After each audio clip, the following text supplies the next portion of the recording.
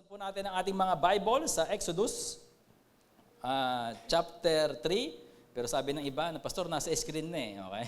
Kaya ang topic po natin ngayon ay, tama bro, ID. Sabi mo nga, ID. At pakitanong katabi mo, where's your ID? I will confiscate that. Sino po na-confiscate na yung ID? Nung siya po ay estudyante? Pero, alam po ba ninyo, tama ba? Mag-a-agree ba kayo sa akin na importante po ang ID? Tama ba? Okay, so one time, ako ay may ikiklaim na gamit, okay, pero hinanapan po ako ng ID. Kasi hindi ordinaryong gamit. Pero noong time na hindi pa uso ang GCash, ay pumupunta pa tayo sa mga Palawan, pumunta ba kayo doon? Mga Cebuana, magpapadala, kailangan ng ID. Okay, tama ba? At sabi nga sa school, no ID, o kaya lang pasaway ka, nakakapasok ka pa rin. Bakit? Kaibigan ko po kasi yung guard. Yan, pwede naman. Pero huwag abusuhin. Sa mga kumpanya, sa mga establishment, nangangailangan po yan. Ang point ko po ay importante yung ID. Pero ano po ba ibig sabihin ng ID na yan? Basahin po natin sa Exodus chapter 3, starting from verse 7. Then the Lord said, I have surely seen the affliction of my people who are in Egypt, and have heard their cry because of their taskmasters. I know their sufferings. And I have came down to deliver them out of the hand of the Egyptians, to bring them out that land to a good and broad land, a land flowing with milk and honey, to a place of Canaanites, Hittites, daming mga heights, wag na lang, wag po yan, pare-pareho lang po yan. Okay, sabi, and now behold, the cry of the people of Israel has come to me, and he also seen the oppression in which the Egyptians oppressed them. So sila po ay slave po doon na napakatagal na panahon. How many years? 400 years. Exactly, 430 years. Silang nakatira doon at 400 years, sabihin mo na sila ay inalipin. As in, sabi doon, umiiyak sila. They were, sabi dito, yung sa ibang salin, yung a life of misery. Okay? Imagine that. A life of misery. Pag sinabing ino-oppress sila, kinakawawa sila. Pinapahirapan sila. Okay? At may mga bagay pa na ginagawa sa kanila. So ID, ang ibig sabihin ng atin ng ID, I stands for identity. Sabihin nga natin, identity. Okay, mas malakas po, identity. Number 2, D stands for destiny. Sabihin nga natin, destiny. Tignan mo katabi mo, sabihin mo parang ikaw ang destiny ko. Hindi, joke lang. Baka magkaaway-away tayo. Okay? Lalo pagka hindi mo siya asawa. Okay? At hindi mo kasintahan. Pero ngayon po, ano ang connection what is the connection between identity and destiny? So malaki po yan. Sa verse po na yan ay malinaw, sabi niya, I have seen the affliction of my people. So tinawag ni Lord, yung mga tao doon sa Egypt, andun sila sa Egypt, pero ang tawag na ni Lord, my people. Bakit? Kasi nakipag-covenant na si Lord kay Abraham. Okay? Tinawag na silang, you are my people, and I will be your God. Ngayon, ang problema natin, ito, ang connection po nila, knowing your identity, helps you to reach and fulfill your destiny. You agree with that? Okay? Kung alam mo, kung malinaw sa'yo yung identity mo, okay, makakatulong yon para maabot mo, marating mo yung destiny mo. Pag sinabing destiny mo, pwedeng lugar yan. Lugar na pinapapuntahan ni Lord sa'yo, pero pwedeng isang sitwasyon, isang kondisyon na gusto ni Lord maabot mo. And as a Christian, dapat meron po tayo dyan. So pwede rin position, no? Ayaw ni Lord lang, ganyan ka lang. Gusto ni Lord na i-level up ka kasi yun yung destiny niya sa'yo. Yung sinabing promised land, yun yung destiny. Pero pag sinabing yung people, ang tawag doon, yun yung kanilang identity. So number 2, number 1 muna ay know your identity. Sabihin nga natin, know your identity. Okay, mas malakas po, sabihin natin, identity. So dito, malinaw, ano ang identity? Number 2 pala, knowing your identity leads you to your destiny. Ito yung mag-i-lead sa'yo. Alam mo, sarili mo, ito identity ko, ito ako. Alam mo, sarili mo, ito yung track ko. Ito yung path na dapat pinupuntahan ko. para makuha ko, mapuntahan ko yung pinapaabot sa akin ni Lord. Sige, anong identity nila? Number one, people of God.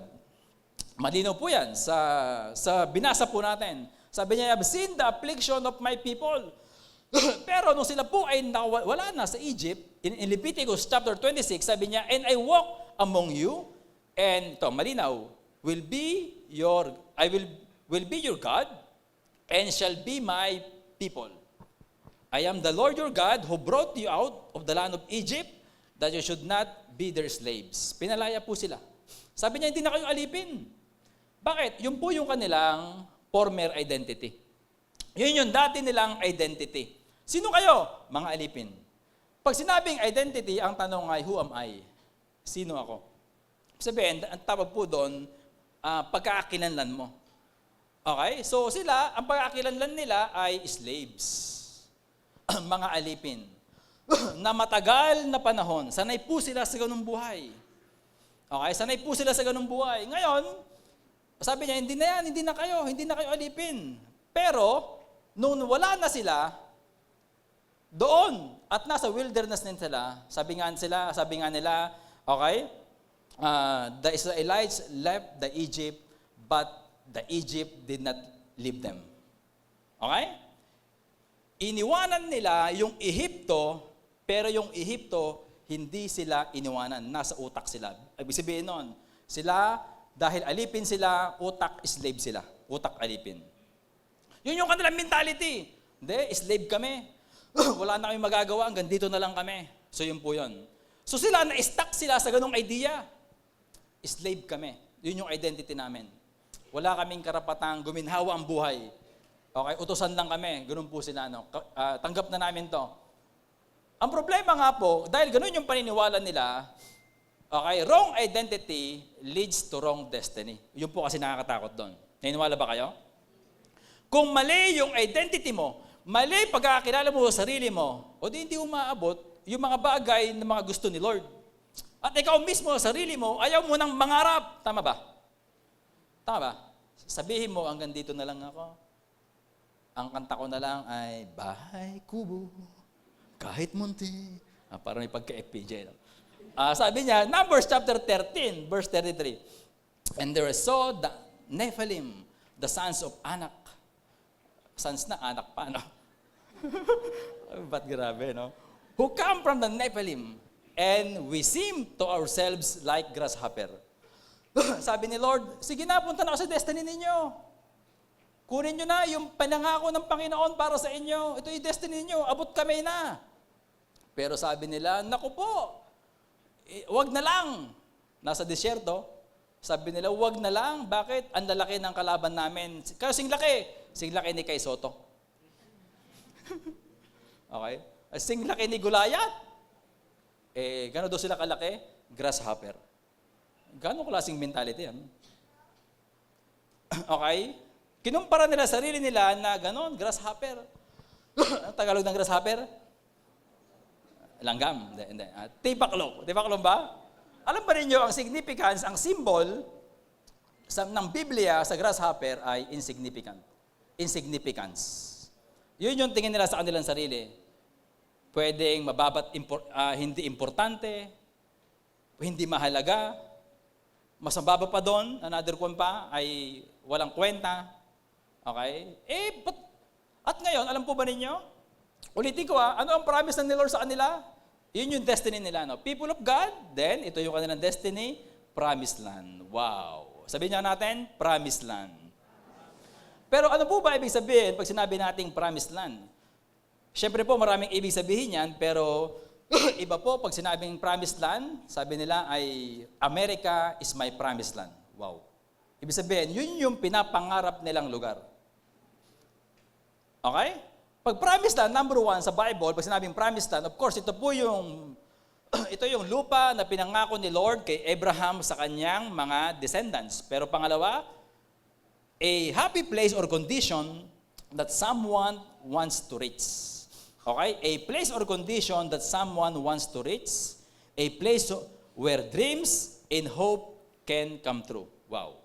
Yun. A place or condition that someone wants to reach. Ito yung gusto kong maabot sa buhay. Ito yung pangarap ko sa buhay. Okay? Ito yung mga dreams ko. At pag nangyari yon, wow, this is my promised land. Okay? So, hindi mo masamang mangarap. Actually, iba nga ang tantamount ng salitang destiny sa kanila ay yung kanilang mga dreams. Tama ba? Hindi masama po yun, pero dapat konektado pa rin yung ating mga destiny, okay, sa ating identity. Tama ba? Okay? So, magkalapit po yun. Pero ang pinag-uusapan natin, then, a place or situation where someone expects a great, to find great happiness. Na alam mo ay, pag naabot mo yon, magbibigay sa iyo ng matinding kagalakan, kasiyahan. Pero sa Christian, pasok din po to. The goal towards which Christians strive. Ito yung goal natin. Ito yung inaabot natin. Kasi ito yung destiny natin. God-given destiny. Okay? Ang problema po, dahil po sa ganong mindset nila, hindi sila umabot sa destiny nila. Hindi sila nakarating sa promised land. Bakit? Because of wrong identity. Ang akala lang nila, ang kanilang destiny, wilderness. At ang daming namatay sa wilderness. Okay, ulitin tatlong area. Egypt, number 2, wilderness, number 3, promised land. So ang tanong, nasaan ka sa tatlo na yun? Pastor, nasa Egypt ako ng buhay ko. Punong-puno ng kahirapan. Misery. Pain. Hanggang ngayon, pinapahirapan ako ng kasalanan na to. Pinapahirapan ako. Hanggang ngayon, nandito ako sa old life ko. Hindi ako makawala. At kahit Christian ka na, baka may mga time na binabalik mo pa sarili mo doon. Pero pag sinabi nating wilderness, may tinatawag tayong wilderness experience. When we say wilderness experience, ito yung mga bagay na kung saan parang andry ng buhay. Di ba napansin nyo, sa wilderness doon tinep si Jesus? Ito yung matindi na kung saan yung buhay mo, ang daming struggle, okay? Akala mo malayo si Lord, akala mo din, yung buhay na, Lord, hirap ng pinagdadaanan ko. Physically, financially, spiritually, relationally, yung hirap na hirap ka, no? Akala mo ay hindi ka na makakawala doon. At yung iba, sabi nila, baka ito yung destiny ko. Baka ito yung promised land ko. At alam po ba ninyo, napakarami sa mga Israelita, namatay sila at hindi nakapasok sa promised land. Okay, bakit? Kasi simula sa pool, ang tingin nila, hindi sila pang promised land. Sabi nga nila, nagreklamo kay Moses, buti pa sa Egypt, ang dami na yung pagkain. Diba? Nagalit pa nga sila kay Lord. Sabi nila, dinalhin nyo ka pa dito para patayin? Lack of faith. Hindi sila nakapunta sa kanilang promised land because of lack of faith. They test God. Why? Pero ang pinaka-root, ba't nila tinest si Lord? Because of lack of faith. Sabi nila, kaya ba tayo iligtas ni Lord? Kaya ba tayong pakainin ni Lord? Nag-doubt pa sila. Ang dami na ang ginawa ni Lord ng mga miracle. Okay ba? At ito, lack of fear of the Lord. Wala silang takot kay Lord. They tested God again and again. They rebelled God again and again. They complained to God again and again. Wow. At dahil po dyan, sabi ni Lord, lapastangan na henerasyon. At ang nakapasok lang ay si Joshua at si Caleb. Alam po ba ninyo, dapat 40 days lang sila. 40 days lang dapat sila maglalakbay from Egypt to Promised Land, dapat 40 days. Ang nangyari, naging 40 years. Baka dahil sa pasawayan natin, hindi mo nating marating yung Promised Land, paikot-ikot tayo sa wilderness. Tignan mo katabi mo kung parang wilderness na yung buhay niya. Pero, ang wilderness ay dinadaanan lang po. Hindi ka taga doon. Inalis sila sa Egypt para dalin sa promised land na kanilang destiny. Okay? Ibig sabihin, inalis ka para ilagay dito. Pero sila, sabi nila, ayaw na pumasok dyan. Dito na lang kami. Ang lalaki, di namin kaya. Okay? Hindi nila nakuha. No, come on. Ito yung pangako ni Lord eh. Matagal na eh. Ito yung gusto niyang marating ninyo eh. Ito yung lugar na gusto niyang pagdalhan sa inyo. Pero yun nga po, okay, wrong identity. Mali yung tingin sarili. At baka tayo po, hindi ko alam, ano identity natin? People of God. People of God. Baka minsan ay gusto mong balikan yung dati mong identity, nung bago ka naging Christian. Hindi, sa grupo namin, ako ang gang eh. Ako ang leader ng prat eh. Ano yun? Prating gutom, di ba? Diba? Diba? Prating kulang sa pansin, di ba? Yung mga ganon. Kaya tingin sa'yo, di ba ganyan ka? Di ba ganyan ka? Di ba ikaw yan? Old self. Yun yung, baka, dapat tanggapin natin, yun yung dati mong identity. Sabi ng Bible, di ba? If anyone is in Christ, is a new creation. Yung new creation doon, tantamount siya sa topic po natin na people of God. The old has gone. Di ba sabi ni Satan sa'yo, di ba ganyan ka? Di ba ganyan ka? Di ba ganyan ka? Ganyan ba ganyan ka? Pwede mong sabihin, yeah, ganyan ako, dati. Pero binago na ako ni Lord. I am a new creation now. Palapa naman natin si Lord.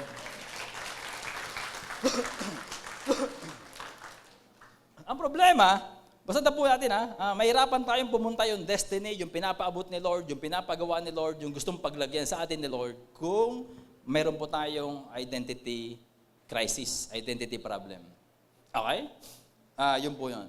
Di ba sabi nila, ang mga tatay daw ay haligi ng... Okay, sumagot talaga yung mga mamis Ang tatay daw ang nanay daw ay ilaw ng... Ang tatay ay haligi ng... pero pag mali yung pagkakaintindi mo, akala mo siya yung ilaw ng tahanan, ikaw yung lalaki naman tagapundi ng ilaw. Kaya pag nag-aaway ko, napupundi na ako sa'yo! Pero pag ikaw naman, di ba, haligi siya ng tahanan. Ano ako, sabi ng babae? Anay ng tahanan. Sumisira. Di ba? Okay? Naghanap lang po ako ng halimbawa, pero pag mali yung pagkakaintindi natin, ay magkakaroon po talaga ng problema. I don't know, ano pa po yung mga mindset, okay? Tingin ng mga Israelita, minsan tingin natin, hindi, ganito na yung buhay namin, pastor eh. Kasi nakalakhan ko na, no? Pero naging Kristiyano tayo, naging people of God tayo, dapat makita natin, hindi. Okay, mayroong nilaan si Lord na kanya-kanya tayo. Ulitin ko, kanya-kanya po tayo na promised land. As a church, mayroon po tayong promised land. Individually, may mga promised land po tayo. Okay, may mga gusto po ni Lord na maabot natin, marating natin. Okay, explain ko po yung mamaya sa inyo. Habang nagpapatuloy po tayo. That's number 1, sila po ay people of God.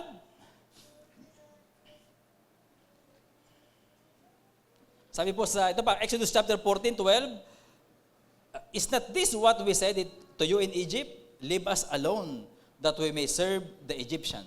Okay? Ang pasaway talaga. Okay, gusto na nilang, doon na lang kami. Okay, leave us alone. Dadalhin na nga sila ni Lord doon, pero sabi nila, leave us alone. For it would been better. No? Para sa kanila, mas better pa daw. For us to serve the Egyptians than to die in the wilderness. Destiny, the wilderness. Akala nila papatayin sila ni Lord sa wilderness. Yun yung kanilang destiny. Sabi nila, hindi nga kayo dito mamatay. Pupunta nga kayo dun eh. Kaya lang katigasan ng ulo, okay, namatay nga po sila. Okay? Pero kasalanan po kasi yun nila yun. Ang ganda ng plano ng Lord sa buhay nila, kaya lang ay ayaw nila maniwala, okay? Hindi nila matanggap. Of course, maraming reason. Pero yung kasama po yan, yung lack of faith, fear, and many more. No? Hindi sila sanay sa ganon. Hindi sila sanay. Okay? That's number 1. So number 2 ay... Ito po, identity natin. Number 2 ay children of God. Yan, ito po yun. Sabi po sa John 1:12, but to all who did receive Him, believe in His name, He gave them the right to become children of God. Maliwanag po yan, sa verse po na yan, lahat po ng tumanggap kay Jesus, lahat na nampalataya sa Kanya, ay anak po tayo ng Panginoon. Tignan mo katabi mo, sabi mo sa Kanya ay, anak ka pala ng Panginoon. Anak din ako ng Panginoon eh. O di magkapatid tayo. Tama ba? Sabi mo sa Kanya, kahit ganyan mukha mo, tanggap kita, kapatid pala kita. Tanggapin mo na rin ako. Okay? Sabi po sa 2 Corinthians 6:18, and I will be a father to you, and you shall be sons and daughters to me, says the Lord Almighty. Okay, ito po yung, as a children of God, ito po yung ating identity. Meron pong mga planos. Pag sinabing destiny, ito po yun, may mga pangako si Lord sa'yo bilang anak niya. Merong plano si Lord May plano sa buhay mo. Meron siyang purpose sa buhay mo. Amen? Hindi ka isang aksidente. Diba? Hindi, pastor, hindi ko alam. Dito na lang ako bigla eh. Hindi ka aksidente. May plano si Lord sa buhay mo. Kaya nandito ka. At merong, pag sinabing destiny, merong place na gusto si Lord na paglagyan sa'yo. Place literally, pero place pwedeng position, pwedeng a condition. Okay, pwede rin pong merong kang destiny as in tao. Sa mga single, mag-ingay. Ayan, diba? May destiny ka. Merong nakalaan si Lord para sa'yo. Pero tayo, hindi lang po ito sa love life, pero meron din pong destiny means, meron din pong nilalagay o binibigay si Lord sa ating mga tao. Let me check this, no? Do not be unequally yoked with unbelievers. For what partnership has righteousness with lawlessness? Or what fellowship has light with darkness? Yan po. Kung alam mo, sarili mo, malinaw sa'yo, I am a child of God. Di ba? And a child of God, anong destiny ko? Anong patayan ko sa pagpili ng mga pangasawa? O dito, do not be unequally yoked with unbelievers. Ibig sabihin, ang kalooban ni Lord para sa akin, okay, will. Di ba? Okay, will of God. That's the destiny. Ay makapangasawa ko ng kapwa ko, anak ng Diyos. Tama ba? Tama ba? Tama. So yun po yun. Kaya ikaw, yun yung destiny natin. Pero pag ikaw may wala kang ganong kaisipan, merong identity ka, ang ganda niya eh. Di ba? Di ba? Ayaw ko sa loob, sa labas na lang, di ba? So dapat makita natin yung ganong mga principle. Okay? So destiny. So, bigyan po example, pero sabi din po sa Jeremiah chapter 1, verse 5, sabi niya ay, before I formed you in the womb, I knew you. Before you were born, I consecrated you. I appointed you a prophet to the nation. So, ibig sabihin, yan po yung kanyang destiny. So, hindi pa siya pinapanganak, okay, nasa womb pa lang siya ng kanyang nanay, meron ng nakalaan, may destiny na siya. Ano yan? Okay? He was destined to be a pastor or prophet of nations. Tama ho ba? Tama eh? Ulitin ko, as a church, as a group, pero personally, meron pong, pag sinabing destiny po, ito yung God-given purpose. Ito yung plano ni Lord sa buhay mo. Amen ho ba? So naniniwala naman po tayo na meron pong plano si Lord sa buhay natin. May purpose po. Ba't nakaupo ka dyan ngayon? May purpose, ba't nandito ka ngayon sa GTC? May purpose, ba't ka pinanganak? Yun po yun. Yung destiny. Okay? Then, this number 2. Number 3 po ay yung follower of Christ. Sabihin nga natin, follower of Christ. Yan po yung pangatlong identity natin. Sabi po dito ay, what I mean is that each of us, it's one of you says, I follow Paul, I follow Apollos, I follow Cephas, or I follow Christ. Sinasabi nila, nag-aaway-aaway sila, pero ang sabi niya dan, no, but hindi tayo ganyan. No? Sabi, sa ibang salin po kasi na malinaw, sabi niya, I am a follower of Christ. Yun lang po yun. Hiniganap lang po ako ng idea ng ganon. Dapat yung identity mo, I'm a follower of Christ. Tagasunod ako ni Kristo. I'm a student of Jesus. I'm a follower of Jesus. Ngayon, as a follower of Christ, ano po yung destiny natin? Number 1, destiny as a follower of Christ. Christ-likeness. Sabihin mo mga, Christ-likeness. Yan po yung destiny natin. Okay, malinaw po yan. Dapat yan yung goal. Yan yung gusto ni Lord na marating mo. Yan yung gusto ni Lord na inaabot mo. Okay? Yan yung plano niya sa buhay mo. Yan yung goal mo. Christ-likeness. Our goal is to be like our master. Tama ba? Tama ba? Maging kawangis ni Lord to be like Christ. So yan po yan.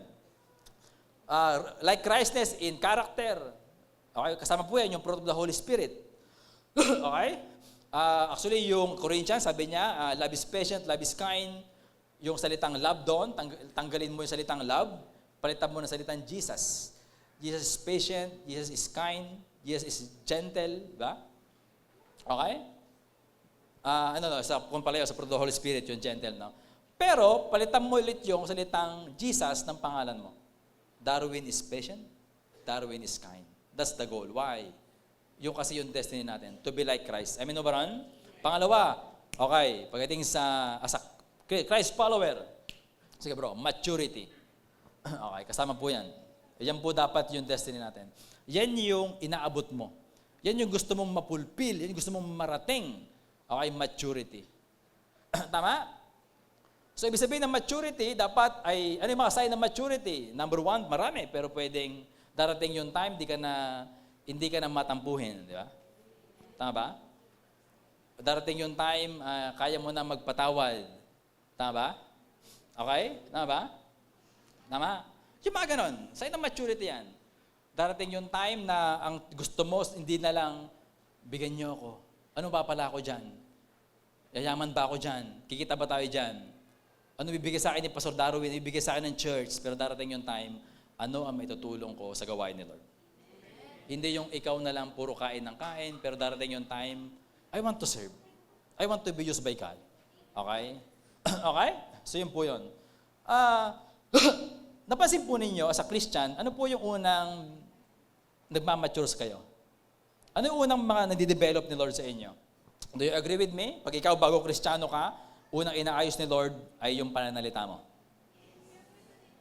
Di ba? Dati, nung hindi ka pa Christian, pag puro nagsasalita ka late, puto ko sinta! Puto ko sinta! Nasaan yan? Ha? Ha? Diba? Pag nakat ka, di ba? Nakamotor ka, ano ba yan? Ano ba yan? Diba? Diba? Pero naging Kristiyano ka, di ba? Yung nakat ka, thank you Lord, ingatan mo ako. Diba? Diba? Meron tayong mga ganon. So, pag-isipan nyo. Diba dati, yung mga dati ay, naku, pag nagsalita ka, lahat masasaktan, pati ipis sa kanya, pati daga eh. Galit na naman si Monsignor, di ba? Galit na naman si Donya. Di ba? Diba? Pero habang tumatagal, nakita niyo na binabago ni Lord yun. Okay? Yung the way we speak, okay? Napapalitan. Okay? Pero po, habang tumatagal tayo sa Christian life, napansin ko, ang dapat inaayos ni Lord, number one po, yung ating word, pero pangalawa, attitude. Pag tumatagal ka na, di ba, parang ang datingan minsan, alam ko na yan. Di ba? Discipleship, alam ko na yan. Tapos minsan, medyo mataas na, di ba? Okay, may pride na. Di ba? Minsan ayaw na magpa-correct. Di ba? Tama? Di ba? So dati, pag sinabing, pray tayo, talagang, dati, nung bago ka, magsimpa tayo ng maaga. Hindi. Gusto ko sa worship team na. Gusto ko, di ba? Sabi ng usher, dito ako umupo. Ay, opo, nang bago ka. Oh, opo. Gusto ko po dyan. Pero nung matagal na, ayoko dyan. Ba't ba? Ay, pinapala mo ako. Ha? I mean, ang sinasabi ko lang po, attitude. Pasinin ninyo. Pag sinabing attitude, pasok po dyan yung karakter.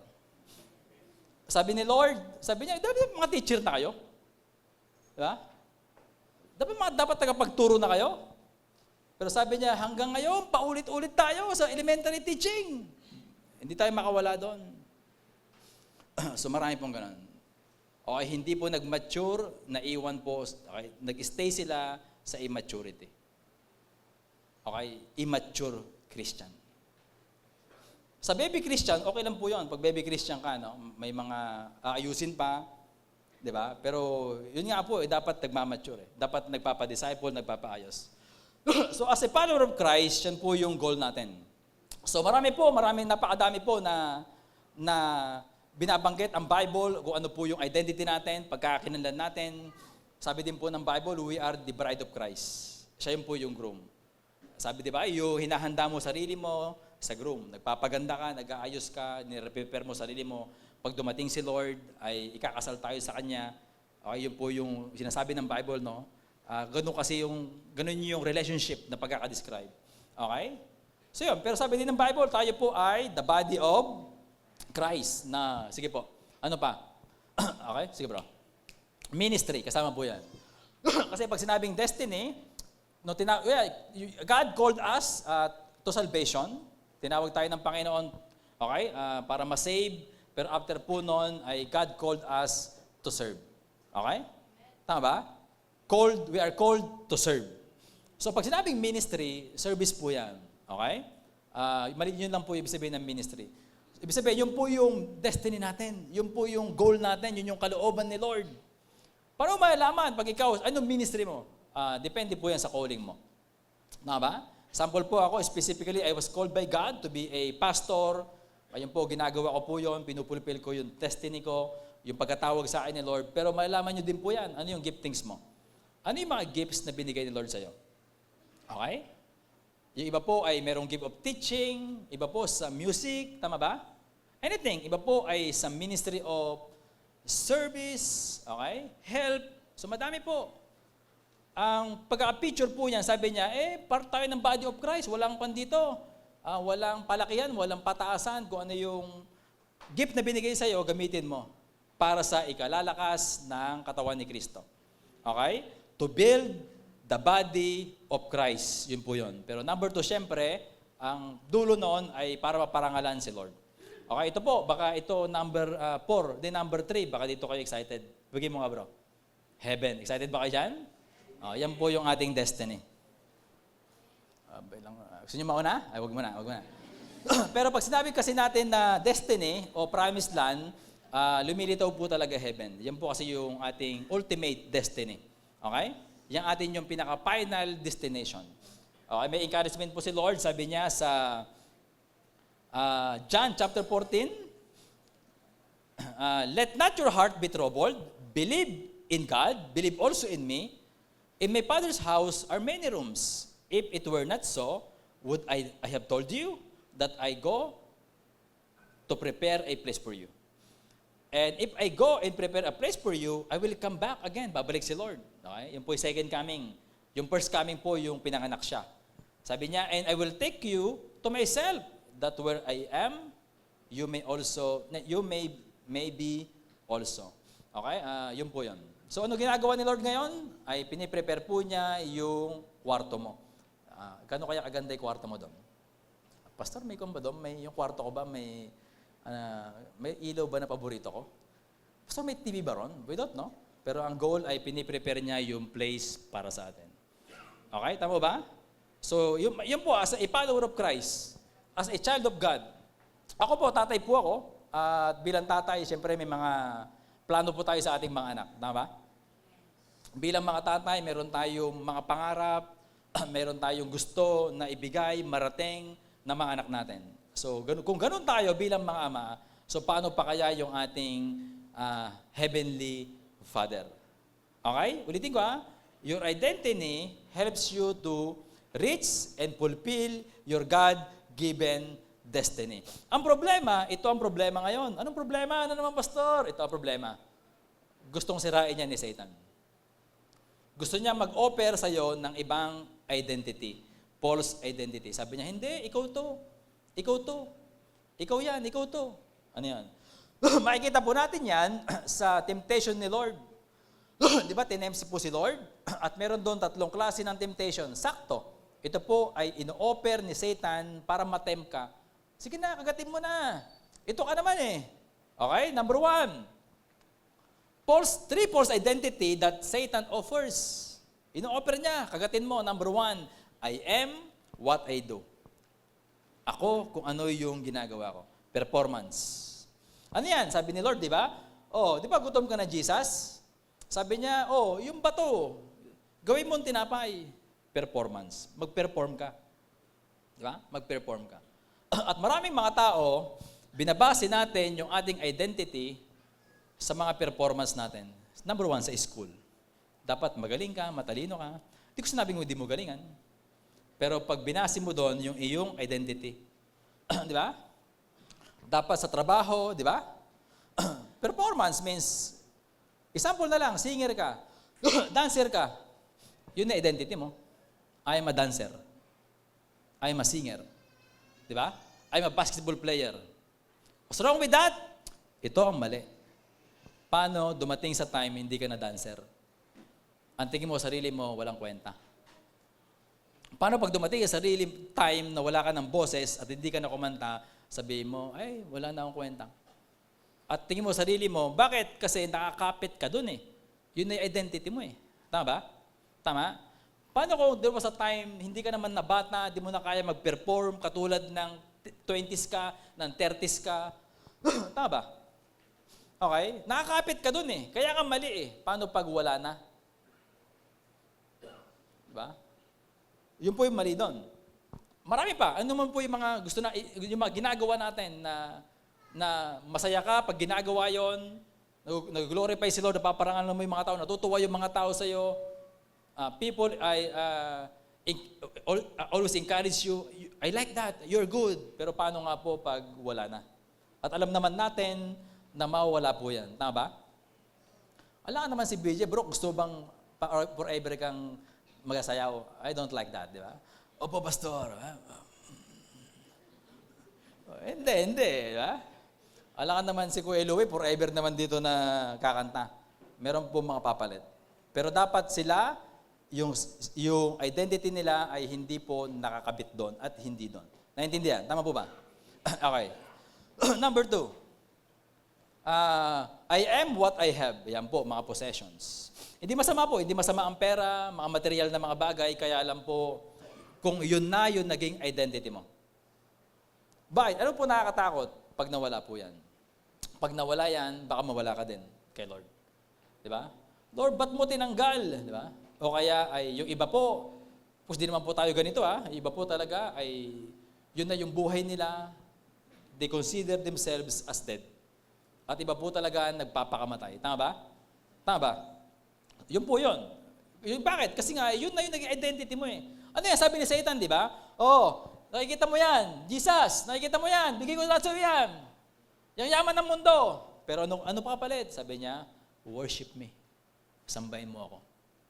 Diba? Sad to say, sad to know, maraming mga Christian ganon. Pastor, hindi naman ako ganon. Yeah, hindi ganon siguro, kalala. Pero may mga time, di ba, na mas pinagpapalit na natin sa Lord pag pumasok na tayo sa idea ng materialism. Yun yung po mali, materialism. Ang materialism means mas mahalaga na sa iyo yung yung material na bagay kaysa sa spiritual na bagay. Pasok po yun sa definition ng materialism. Pag pinagpapalit mo na yung mga bagay na para sa Diyos at pinagpapalit mo na si Lord sa mga bagay na to, yun na yung naging identity mo. Kaya sinasabi ko ay ingat po tayo. Yun po yung in-offer ni Satan. In-offer niya, di ba, kay Jesus? Number 3, I am what others think or what people thinks. Di ba? People think, sorry. Di ba? Sabi niya, di ba? Oh, magpatilaglag ka, punta ka sa pinaka-temple, sa pinaka-taas. Sabi niya, di ba? Tumalong ka. Ang daming tao. Makikita ka ng mga tao. Ngayon, o di syempre, ililigtas ka ng mga angel. Lulutang ka ngayon, mapapalakpakan. Malalaman ngayon nila na God ka. At talagang yung father mo, God. Tama ba? Popularity. Di ba? Ano yan? Sa case natin, di ba, mas importante ba yung bang identity mo, nakabase ka, sinasabi ng kaibigan mo? Nakabase ka sa naririnig mo? At hindi lang yon, para bumango ka, para hindi ka masabihan ng hindi maganda, ginagawa mo na lang yung mga pinapagawa nila. Bakit? Kasi importante sa'yo yung kanilang opinyon. Nabubuhay ka sa kanilang opinyon. Ay, ayoko silang ma-open, di ba? Diba? Ayoko may masabi sila. At dumarating yung time, hindi na nagmamatter yung word of God sa'yo. At para sa'yo, ka-level na lang ng opinion nila yung word of God. At para sa'yo, yung opinion ni Lord, yung word of God, opinion na lang. Ito sabi ng Bible eh. Sabi mo, hindi, listen leader, opinion yan ni Lord. Opinion mo lang yan eh. Diba? Ganun ka na minsan. Diba? Ano yan? Example, para masabi, sikat, di ba? Dapat, lagi ako naka-Starbucks. Hindi ko sinabing mali. Kaya lang ko yung identity mo. Ayoko may masabi sila, mag-birthday anak ko, dapat social, di ba? Di ba? O dapat ganito tayo. Okay? Okay? Of course, we want the best school for our children. Pero kung ang motivation mo, di ba, yung sasabihin ng iba, yung opinion ng iba, doon tayo nagkakamali. Tama ba? Okay?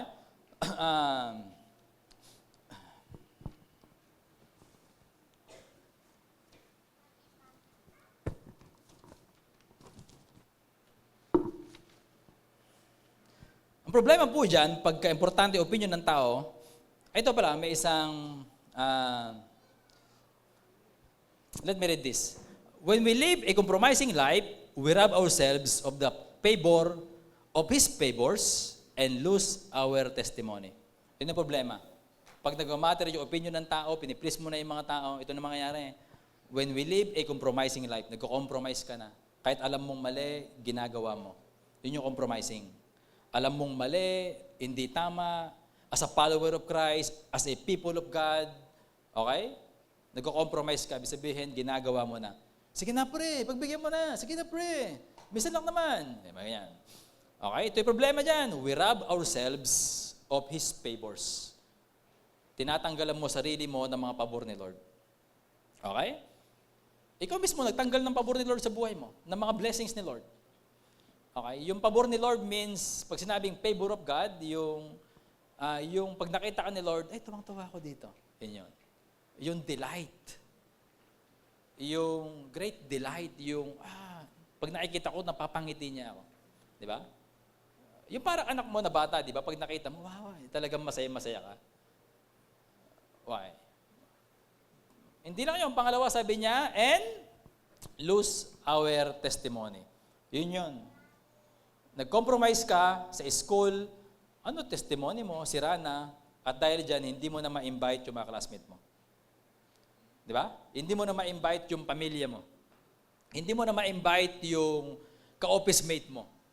Hindi mo na ma-invite yung mga kapitbahay mo. Bakit?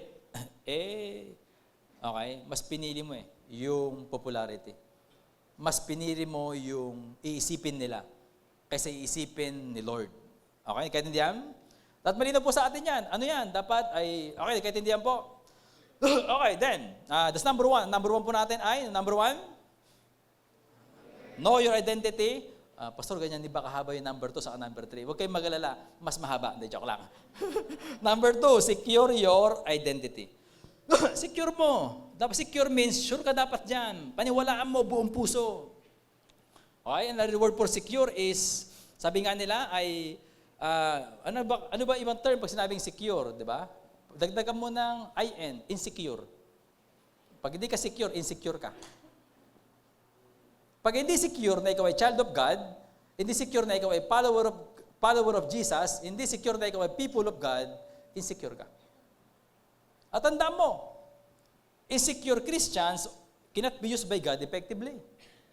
Bakit di ka nagagamit ni Lord? Ba't kaya hindi mo nararating yung destiny mo? Hindi ka ginagamit ni Lord ng matindi. Insecure pastors, leaders, cannot be used by God effectively. I said the word effectively. Yeah, ginagamit ka, pero hindi sa dapat pagkamitan ni Lord sa'yo. Bakit? Pag sinabing insecure kasi, you always compare yourself with other people. Di ba? Di ba? Ba't mas mataas yung performance niya? Mas mataas yung grade niya? Di ba? Di ba? Ba't pumalakpak sa kanya, sa akin hindi? Di ba? Ba't mas maganda yung damit niya? Dapat ako lang maganda rito. Gagawa ako ng plano para mawala siya. Ba't mas gwapo siya? Mas magaling siya? Why? Insecure. Comparison. Hindi ka makapag-perform na ayos. Bakit? Imbis na ayusin mo yung trabaho mo, imbis na mind your own business, you are checking all his life events. Check mo yung Facebook niya. Di ba? Anything. Pag dumarating siya, nainis ka, nakipagplastikan ka na, oh, come on. Oh, come on. Oh, come on. Sino mas insecure, babae o lalaki? No. Sabi ng mga babae, pastor, inaamin na po namin, pastor. Kami talaga. Okay? Oh, come on. Hindi ko naman sinabing wala kami insecurity. Lahat po tayo. Pero sabi nila, minsan din sa edad, habang tumatanda, di ba, minsan, ba't wala pa akong narating sa buhay? Mga ganyan. So marami. Sa mga adult po, uso yan. Yung we always comparing our lives to other, no? But sila successful na, usapin nga dyan, sino mas maraming pera, mas maganda katawan, mga ganyan, no? Mas may narating sa buhay. Pero dapat maintindihan natin yung, iba-iba nga po tayo ng pagkatawag, tama ba? Tama? Iba-iba po yung season natin, iba-iba ginagawa ni Lord sa atin, pero dapat secure tayo. Okay? Secure your identity. Secure ba identity natin? Ito pa, pag secure identity mo, ay hindi ka nahihiyang maglingkod kay Lord. Okay, hindi ka nahihiya. Para sa iyo, that's a privilege. Kaya nga, you can, di ba?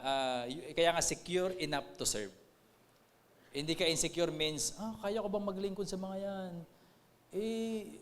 Mga doktor yan di ba? Kasi, di ba, baka hindi ako pansinin, di ba? Yung mga ganun. Bakit? Kasi binibase mo identity mo, mali na naman, di ba? Mali na naman, di ba? Kung alam mo, hindi, anak ako ni Lord Di follower ako ni Jesus tinawag niya ako ang daladala ko namang pangalan, yung pangalan niya. May daladala akong good news para sa kanila. Tama ba? Tama ba? May isang bata, napakabibo niya, napakatalino, gaya ng batang yan, okay? Wala akong may example Okay, pero dumating sa time ay may isang lalaki nang bully sa kanya. May isang time, may nagsabi sa akin, makasensitive po to, medyo, yung word lang kasi. Kaya pinagpapasensya muna ako. Sabi niya, di mo ba alam, ampong ka? Yung bata umiyak, tumakbo sa magulang, ampon daw ako. Sabi ng mga magulang, anak, mahal ka namin. We love you so much. Pero alam po ba ninyo, dahil po sa pangyayari na yon, yung bata na yon, nabibo, nagrebelde. Yung bata na yon, hindi na nag-aral mabuti. Yung bata na yon, mas pinili niya mapariwara yung buhay niya like the prodigal son. Bakit? Dahil yung kanyang identity na shake. Yung identity niya, na ito yung pagkakilala niya sa sarili niya, okay. Baka may mga time po, ganyan tayo. May mga dumarating na moment ng buhay natin, na-shake yung identity natin. Lord, kung talagang anak mo ako, hindi lang po yun. Okay naman kung yung complaint natin, honest. Kaya po sabi ni Pastor Alan, pero yun nga po, dahil doon, naapektuhan ka na, yung buhay mo, di ba? Yung future mo, di ba? Yung relasyon mo, at yung marami pang iba ay gumuho na. So yun po yung point ko. Nagkaintindihan. Okay? May isang babae din, sinabihan siya ng, ang taba mo. Kung tignan katabi mo, At sabi ng babae, dahil doon, hindi na kumain. Kain tayo, sabi ng nanay, pag galing sa school, kain tayo anak, pinagluto ko ang paborito mong adobo. Busog po ako, ma. Parang, samantalang dati, yehey! Ngayon, busog po ako, ma, busog pa po ako. Anak, pinaganda ko yung paborito mong merienda, ito na, halo-halo. Hindi, ma, busog po ako, ma. Ano problema? Na-shake Sa importante yung opinion ng tao. Hindi secure. Pero yung babae na yon, hindi siya mataba. At napakaganda niya. Kaya lang dahil sa sitwasyon na yon, sa pangyayari na yon, isa lang, naapektuhan na yung kanyang pagtingin sa sarili niya at dahil doon, hindi niya naabot yung God-given destiny niya. Kaya wag po nating maliitin yon. Nagkaintindihan po. Nagkaintindihan. Ang goal po natin dyan, pag sinabing secure identity, ito identity, okay? I am what the Bible says I am. Amen? I am what the Bible says I am. Kung ano sinasabi ng Biblia na ano ako, yun ako. Tama ba? Tama po ba? Sinabi ng Bible, nagbigay na po ako ng mga identity natin, doon po tayo mag-i-stick. I'm a child of God. I'm a princess of God. I'm a prince of my God the Father. Amen o ba ron? Okay, last. Number 3, wear your ID. Like student, di ba? Wear your ID. Okay, wear your ID. Wear your identity.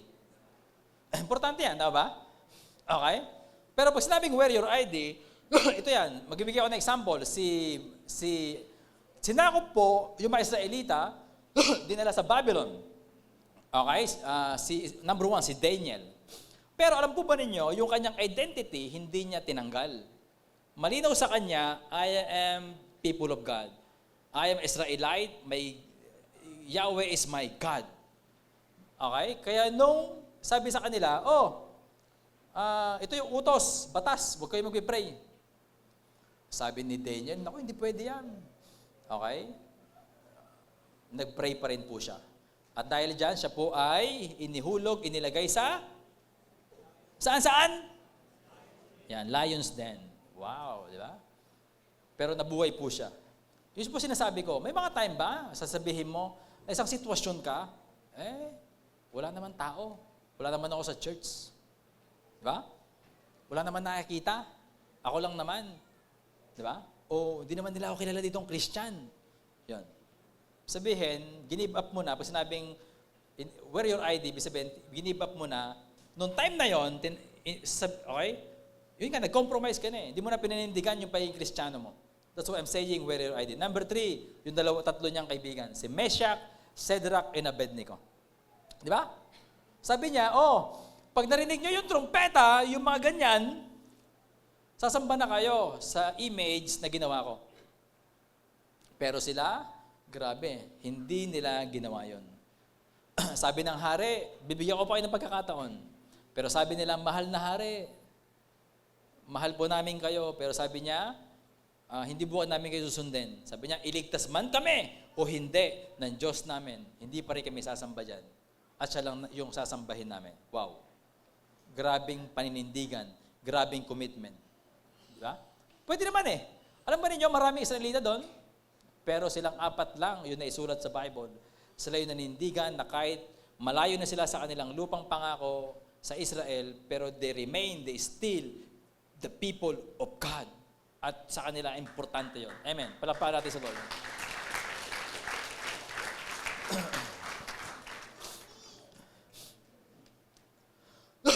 Pakita mo kayo, bro. May mga time na sinasabi natin, pastor, hindi mo naintindihan. Businessman ako eh. Ba? Mayroong sitwasyon ko, pastor. Businessman ako eh. Pag binanggit mo sa akin yon, alam ko na ibig sabihin mo. Kailangan mong gumawa ng illegal. Kailangan mong mag-focus. Hindi mo maintindihan, pastor, pulis ako eh.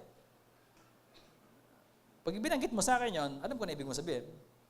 Pastor, di mo alam, politician ako eh. Pag sinabi mo yan, alam ko na yan. Pastor, estudyante ako eh. Pag binanggit mo yan, Romel, hindi na estudyante pare. Akala estudyante ka pa. Binanggit mo yan, di ba? Di ba? At ako makita estudyante rito, di ba? Kevent, di ba? Dorant, no? Hindi pala. Pag binanggit mo yan, alam ko na ibig sabihin mo yan. Pastor, paano yan? Exam eh. Kailangan ko mangopya para pumasa. Pastor, kailangan ko sumipsip sa teacher para pumasa. Di ba? Kailangan ko sumipsip kay boss para pumasa. Kailangan ko siraan yung kapwa ko para pumasa, para ako mag-promote. Di ba? Pero, let me remind you, mga kapatid, you're a Christian who happens to be a, name it, teacher, policeman, an architect, student, politician, artist, anything. Hindi artist, pastor, mukha lang pong artista. O pwede rin, sige na. Tama ba? You are a Christian student. You are a Christian businessman. Tama ba? Yun yung identity natin, isa pa nga, yung pagiging Kristiyano nga. Kaya lang, minsan nga, okay, yun nga yung nawawala. Yun nga yung pansamantala o yun nga yung ginigive up natin. Okay? At nagkakaroon tayo ng alibay, nagkakaroon tayo ng excuses na maintindihan naman ni Lord yan. O nadamay pa kayo si Lord, di ba? Di ba? Di ba? Di ba? Okay, let me introduce to you a one word. Okay? Na idagdag natin sa ating bokabularyo. Itong word na to, ang tawag dito ay syncretism. Sabihin nga po natin, syncretism. Okay, ito po yan, no? Ipakita natin, bro. Syncretism is the process by which aspects of one religion are assimilated into or blend with another religion. Ang ibig sabihin lang po niyan, dalawang reliyon pinagsama. Mix, combine. Alam po ba ninyo, yan po yung bilin ni Lord sa kanila sa papunta pa lang, nasa wilderness pa lang, sabi niya, mga Israelita, may people. Pag andun na kayo sa lupang pangako, pakiusap, huwag kayong sasamba sa mga Diyos-Diyosan, sa mga Baal, huwag kayong makipagkaibigan sa kanila. Ang kukulit. Di ba? Okay? Kaya ngayon, yan ang ginagawa natin. Ina-apply natin sa maling paraan. Paano ina-apply yan ngayon, pastor? Ito, may tinatawag silang Christian pantheist. Kristiyano ka, pero naniniwala ka na maraming Diyos kung saan-saan. Sa puno na to, pastor, may Diyos. The God of thunder. The God of, The God of this river. Di ba? Naniniwala tayo kung ano-ano. Alam ba ninyo, diyan lumitaw itong teaching na to dahil sa mga syncretism na yan, the law of attraction. Kristiyano ka, pero naniniwala ka sa the law of attraction. Why? Alam ba ninyo na yung law of attraction, may pagka-pantheist yan eh. Kaya kung naniniwala ka, o di ano ka, Christian pantheist? Bakit? Yung law of attraction kasi, di ba, yung manifest. Magkakabahay ako, magkakakotse ako, dadating yung madaming pera, naamoy ko na. Di ba? Ayun na! Di ba? Ano ibig sabihin yan? Yung universe, that's the God. Pantheist, di ba? God is the universe, and the universe is God. Yun. Kikilos daw yung universe, yun yung para sa pabor mo, parang magnet. Ibibigay niya yung mga hinihiling mo. Kaya di ba sabi nila, isulat mo, i-manifest mo. Yayaman din ako. Magitingnan natin, yayaman din ako. Wag na pala. Baka mapagalitan ako ni Pastor Rapi. Di ba? Come on. Pero alam natin, mali po yun. Bakit? Ang universe is not God. Tama ba? Yung universe, nilikha po ni Lord. Tama ba? At si Lord po, siya yung may decision kung i-bless niya tayo o hindi. Tama ba? Tama ba? He is a personal God, hindi siya impersonal God. Tama ba? So marami pa dahil dyan nagkagulo-gulo tayo. Yung iba sabi na, Christian ako pastor, pero para mas malakas yung pananampalataya ko, dagdagan ko pa ng isang reliyon para mas malakas ang kapit. Ha? Di ba? Nananampalataya ko sa Panginoon, pero kailangan ko din manampalataya kay Buddha para malakas. Para pag hindi ako dinig ng Panginoon, didingin ako ni Buddha. Ano pinagagawa natin sa buhay natin? Minix na po natin. Pero kung ganoon ang paniniwala mo, parang wala ka ng pininiwalaan. Tama ba? Kaya sabi ng Lord, hindi.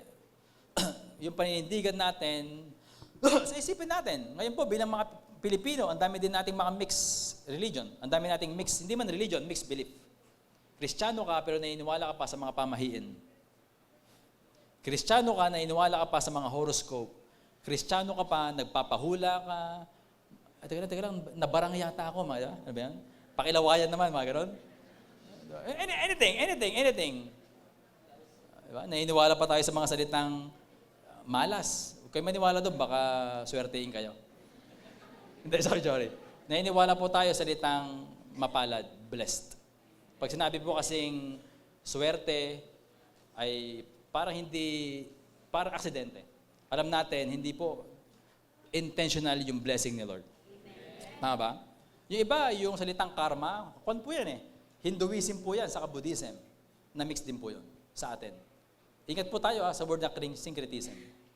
Okay? So bilang pagkatapos po ay tayo po tayong lahat.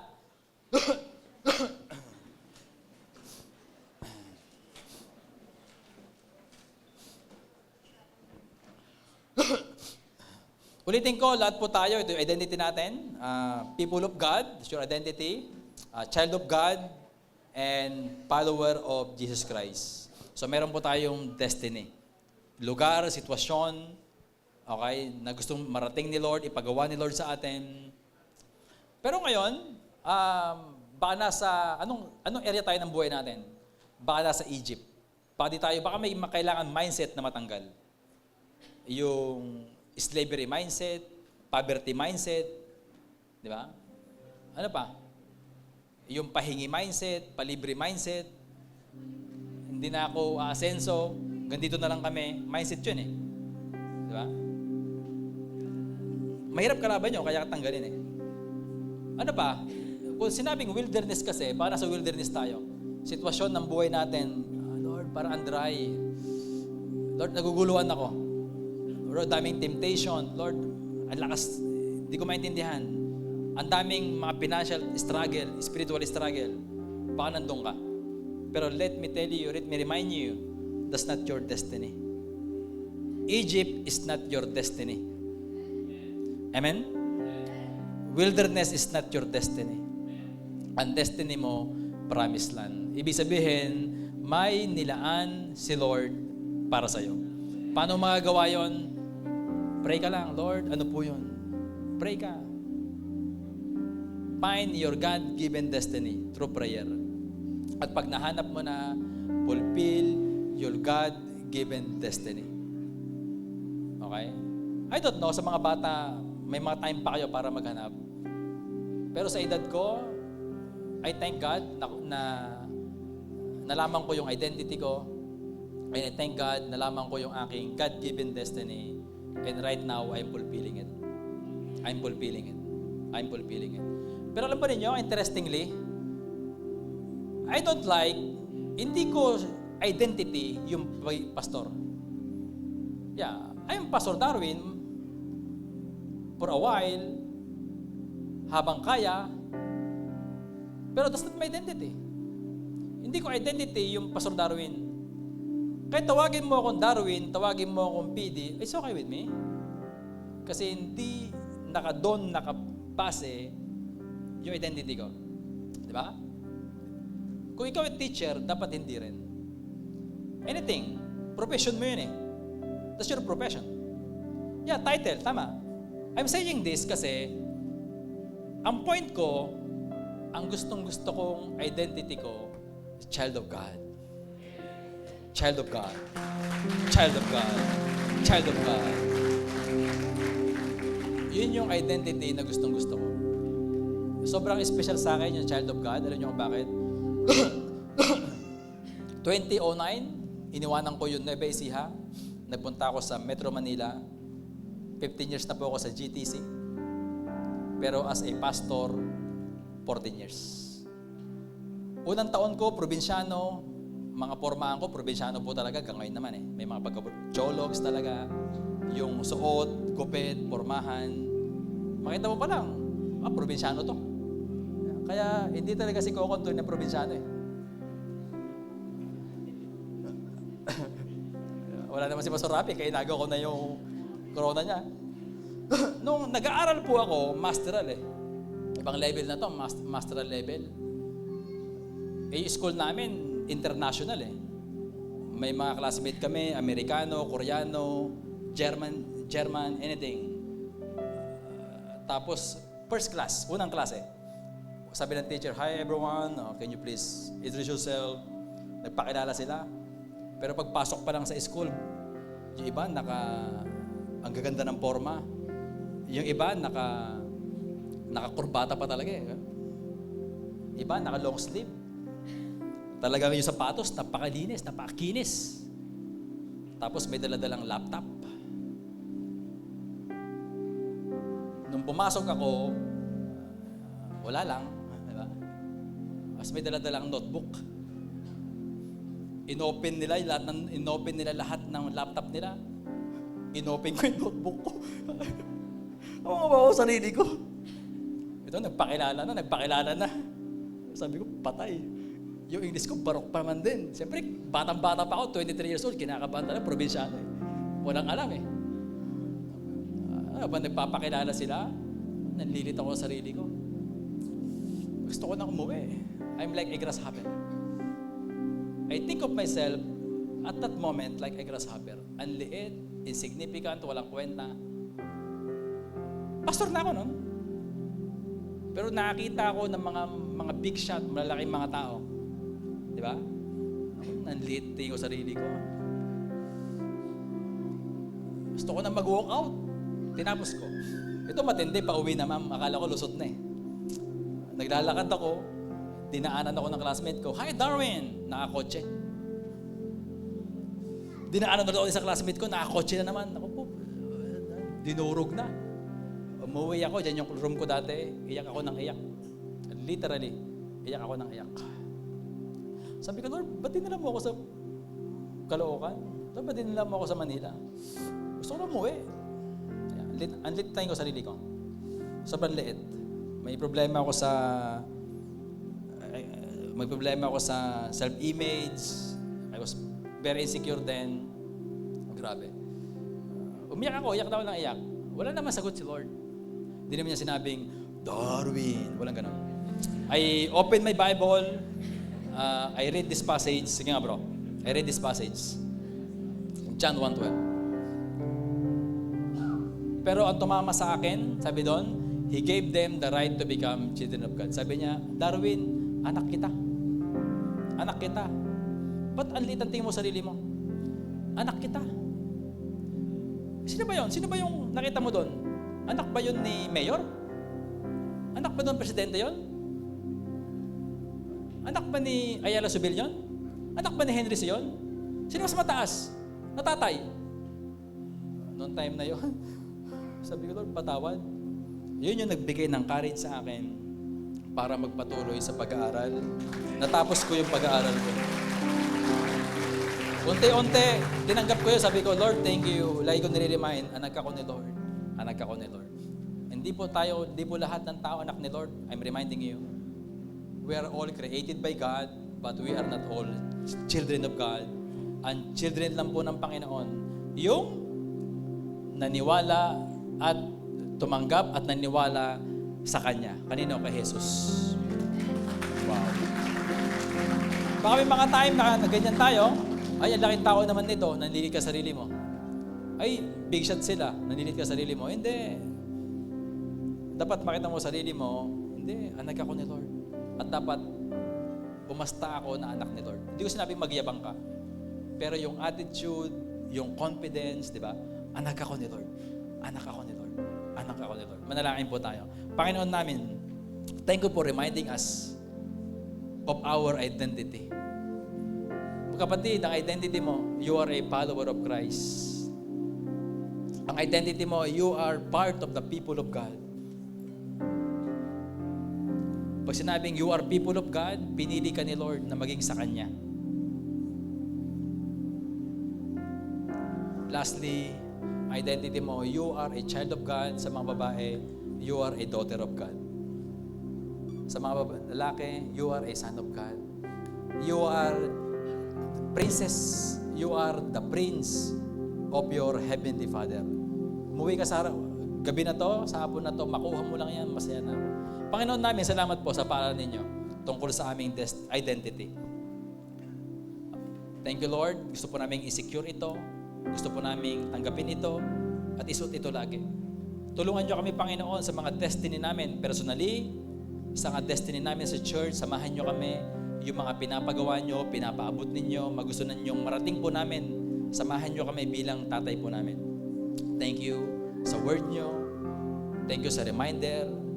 Thank you sa paalala nyo sa amin.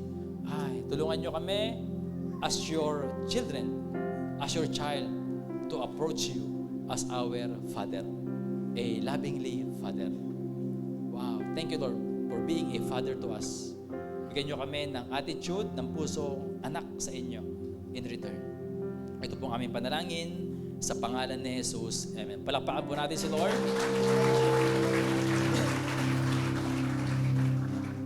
Sige po, tayo po magwakas sa panalangin. Close po tayo sa prayer. Mga kapatid, sa pag-uwi natin, lahat po tayo maging blessing ka sa iyong tahanan, maging blessing ka sa iyong opisina, maging blessing ka sa iyong trabaho, sa mga estudyante, maging blessing ka sa school, sa mga classmate mo, maging blessing tayo sa kapitbahay natin, sa community. Mga kapatid, tanggapin natin ang pag-ibig ng Diyos, ang biyaya ng Panginoon Kristo, ang pakikipisan, ang kapuspusan ng Banal na Espiritu ay sumaatin lahat. Amen at amen.